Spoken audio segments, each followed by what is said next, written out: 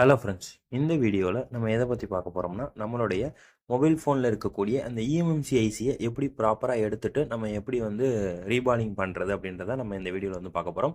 So இப்போ first அந்த eMMC IC நம்ம எடுக்கிறதுக்கு முன்னாடி அதை சுற்றி நம்ம என்ன பண்ணுறோம் அப்படின்னா, நம்மளுடைய டெம்பரேச்சர் டேப் வந்து நம்ம வந்து என்ன பண்ணிக்கிறோம் அப்படின்னா வந்து ஒட்டிக்கிறோம். ஏன்னா நம்ம கொடுக்கக்கூடிய ஹீட் வந்து மற்ற இடத்துல வந்து படும்போது அஃபெக்ட் ஆகாமல் இருக்கணும் அப்படின்றதுக்காக. ஸோ இப்போ நான் என்ன பண்ணுறேன் அப்படின்னா, நம்மளுடைய சால்டிங் ஃப்ளெக்ஸை நான் என்ன பண்ணுறேன் அப்படின்னா வந்து அப்ளை பண்ணுறேன்.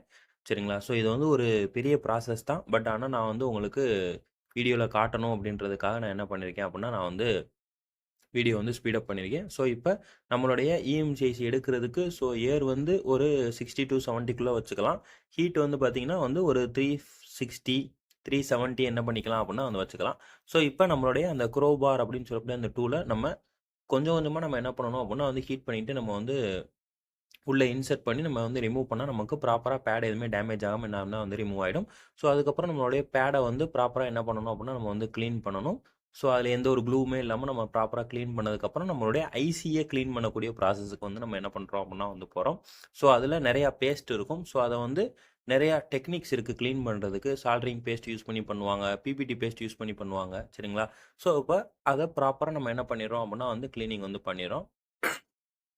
ஒன்ஸ் க்ளீன் பண்ணதுக்கப்புறம் பார்த்தீங்கன்னா, நம்மளுடைய டீசால்ட்ரிங் விக் பயன்படுத்தி நம்ம என்ன பண்ணுறோம் அப்படின்னா, நம்மளுடைய இஎம்எம்சி ஐசியில் இருக்கக்கூடிய எக்ஸஸாக இருக்கக்கூடிய லெட் ஃபுல்லாத்தையும் ரிமூவ் பண்ணிவிட்டு இந்த பிஜிஏ கிட்டு, சரிங்களா? இது வந்து ஒரு மேக்னெட்டிக் ஸ்டென்சில் கிட்டு. ஸோ இதில் கரெக்டாக நம்மளுடைய ஐசியை வச்சு நம்ம என்ன பண்ணுறோம் அப்படின்னா வந்து பிபிடி பேஸ்ட் வந்து அப்ளை பண்ணுறோம். ஒன்ஸ் அப்ளை பண்ணதுக்கப்புறம் நீங்கள் ஜஸ்ட் ஹீட் மட்டும் பண்ணிங்கன்னா போதும். உங்களுக்கு பால் வந்து கரெக்டாக வந்து என்ன ஆயிரும் அப்படின்னா வந்து ஒரே ஹைட்டில் உங்களுக்கு வந்து ஈவனாக வந்து என்ன ஆயிரும் அப்படின்னா வந்து ஜென்ரேட் ஆயிரும்.